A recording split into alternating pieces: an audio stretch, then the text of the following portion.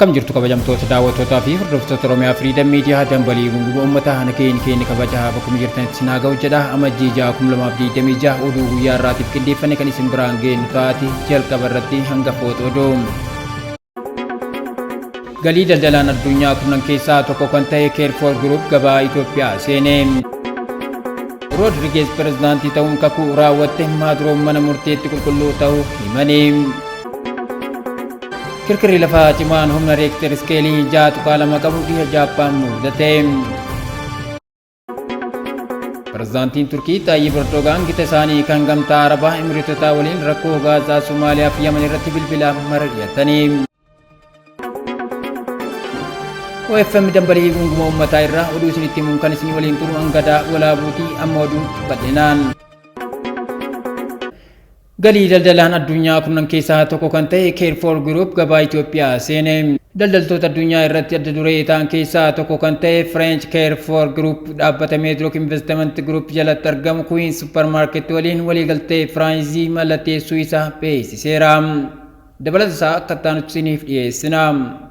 Daldaltoota addunyaa irratti adda duree ta'an keessaa tokko kan ta'e French Carrefour Group dhaabbata Medrock Investment Group jalatti argamu Queen Supermarket waliin waliigaltee firaanchayzii mallatteessuu isaa beeksise.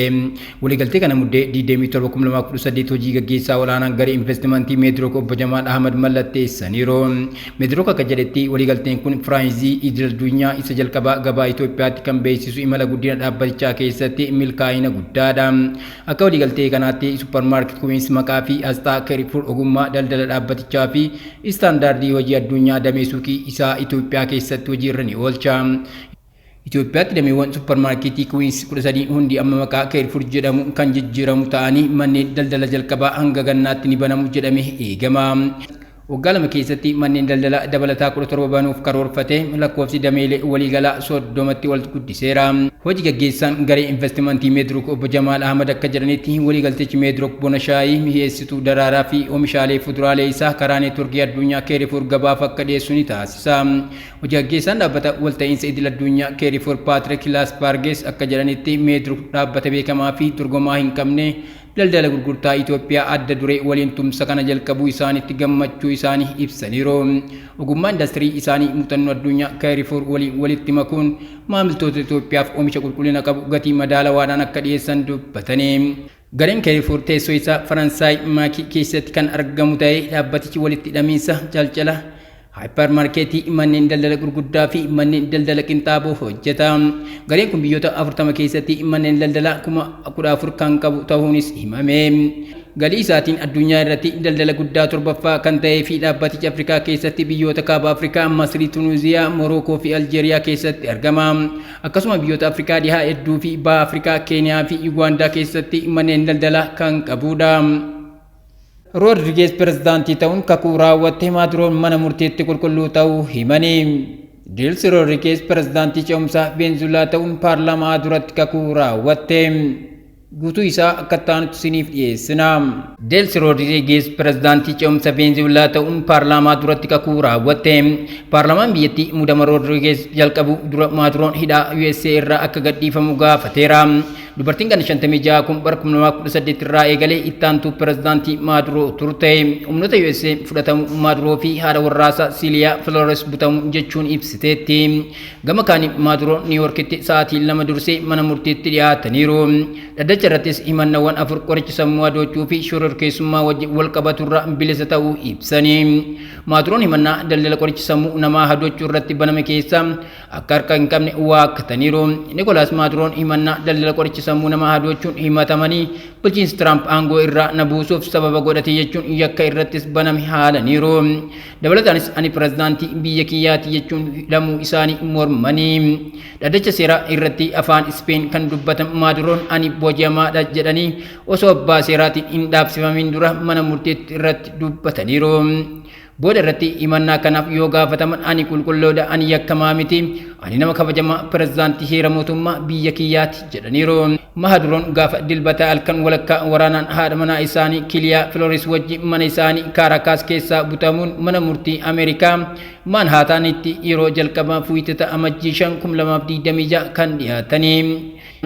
himannaa mootummaan United States waggoota kurnoota waliif hooggantoota biyya alaa irratti geessise keessaa inni kun isa guddaa akka ta'es himameera.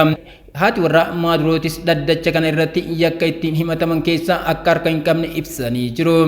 Kun kanaan osoo jiru yaa'ii ariifachiisaa dhaabbata biyyoota gamtoomanii irratti USA irratti qeeqni jabaan ka'eera. USA'n karaa ambaasaadarasii tarkaanfiisiif sababa yoo kennitu kuufamni boba'aa addunyaarraa guddicha ta'e hooggansa fudhatama hin qabnee fi seera jala miliquuf yaalurraa baraaruuf jetteetti. Odeessa ibaatiin dhukaasni naannoo masaraa pirezidaantii Venezuelaatti banamu gabaafame. Naannoo masaraa pirezidaantii Venezuelaatti dhukaasni banamu gabaasni FB irraa bahe ni mul'isa. Namoonni ijaan argan akka jedhanitti dhukaasni gurguddaan halkan naannoo masaraa pirezidaantii Venezuelaa keessaa dhukaafamaa turu himani. Haa ta'u malee haalli kun kan to'atamee fi dhukaasni sun dhaabbachuu maddeen mootummaatti dhiyoo FB'tti himaniiru. Dirooniin eenyummaan isaanii hin beekamne masaraa Miraflores giddugala magaalaa guddoo Caracas keessatti argamu irra marsaa kan turan yoo ta'u humnoonni nageenyaa dhukaasa itti banu maddeen kun himanii. Gabaasni kun kan dhagahame erga itti aanaa pirezidaantii Delcy Rodriguez itti aanaa pirezidaantii Venezuelaa ta'uun kakatanii sa'aatii muraasa booda. Masaraan pirezidaantii Venezuelaa masaraa Miraflores jedhamuun kan beekamu yoo ta'u waajjira guddaa pirezidaantichaa magaalaa guddoo Venezuelaa Caracas keessatti argamu ta'uun tajaajilaa jira. Kirkirri lafaa cimaan humna Riikter iskeelii 6.2 qabu dhiya Jaappaan mudate. Kibxatarraa kirkirri lafaa cimaan Riikter iskeelii 6.2 kan ta'e dhiya Jaappaan Prefekcharii Shimanii keessatti mudatee jiraachuu eejensiin meteoroloojii Jaappaan mirkaneesse. Bal'ina isaa akka taanutti isiniif dhiyeessina. Kibxatarraa kirkirri lafaa cimaa Riikter iskeelii 6.2 kan ta'e dhiya Jaappaan Prefekcharii Shimanii keessatti mudate jiraachuu eejensiin meteoroloojii Jaappaan mirkaneesse. Kirkirri lafaa kun sa'aatii 10 AM'tti kan mudate yoo ta'u gadi fageenya isaa kiiloomeetira 10 maayilii 6.2 ta'a. Erga kirkirri lafaa dhaqqabee as naannoo sanatti kirkirri boodaa hedduun kan itti dhagahame yoo ta'u aangawoonni garuu hanga ammaatti akeekkachiisa sunaamii hin kennine. Kirkirri lafaa kun manneen jireenyaa fi manneen daldala Shimanii fi Prefekchar wallaa irratti miidhaa xiqqaa kan geessise yoo ta'u namoota muraasa irratti dhahamuu fi kufanii madaa'uun mudateera. Haa ta'u malee miidhaan cimaa irra ga'e atattamaan hin jiru. Gama bu'uuraalee misoomaatiin baaburri saffisa guddaa qabu dhiya Jaappaan keessatti sababa nageenyaaf jecha sa'aatii hedduudhaaf addaan citee kan ture yoo ta'u ergasii sararoonni kun sakatta'amanii tajaajilaaf deebi'aniiru. Warshaan anniisaa Nikulara naannoo sana jirus yaaddoo nageenyaa akka hin qabnee fi haala nageenya qabu keessa akka jiru gabaasni dhaabbatichi hojjete ibseera. Mootummaan Jaappaan jiraattonni naannoo sana guyyoota itti aanan keessatti raafama dabalataaf akka qophaa'an dhaamaniiru. Pirezidaantiin Turkii Xayyib Erdogaan gita isaanii kan gamtaa Arabaa Emireetotaa waliin rakkoo Gaazaa, Somaaliyaa fi Yemen irratti bilbilaan mari'atanii. Pirezidaantiin Turkii Xayyib Erdogaanii fi pirezidaantiin gamtaa Arabaa Emireetotaa Sheek Mohammed bin Zaayid Al Nahyan rakkoo qarqaarsa namooma Gaazaa akkasuma haala nageenyaa fi tasgabbii Somaaliyaa fi Yemen irratti wiixata kaleessaa bilbilaan mari'achuu isaanii Daayirektarri Kominikeeshinii Turkii ifoomse. Dabalataa akka taanutti isiniif dhiyeessina. Pirezidaantiin Turkii Xayyib Erdogaanii fi pirezidaantiin gamtaa Arabaa Emireetotaa Sheek Mohammed bin Zaayid Al Nahyan rakkoo qarqaarsa namoomaa Gaazaa akkasuma haala nageenyaa fi tasgabbii Somaaliyaa fi Yemen irratti wiixata kaleessaa bilbilaan mari'achuu isaanii Daayirektarri Kominikeeshinii Turkii ifoomse. Ibsi waajjira Kominikeeshinii Turkii irraa bahe akka mul'isutti hooggantoonni lamaan dhimmoota naannoo fi idil addunyaa yeroo ammaa xiyyeeffannoo olaanaa argatan irratti yaada wal jijjiiraniiru. Pirezidaantiin Erdogaan biyyi isaanii Turkiin abbaa biyyummaa tokkummaa fi qulqullina naannoo Somaaliyaa fi Yemen cimsitee akka deeggartu mirkaneessanii jiru. Akkasumas Erdogaan Ankaaraan tattaaffii nagaa fi tasgabbii biyyoota lamaanii mirkaneessuuf taasifamu keessatti gumaacha akka gootuu fi qophii guutuu akka qabdu ibsaniiru.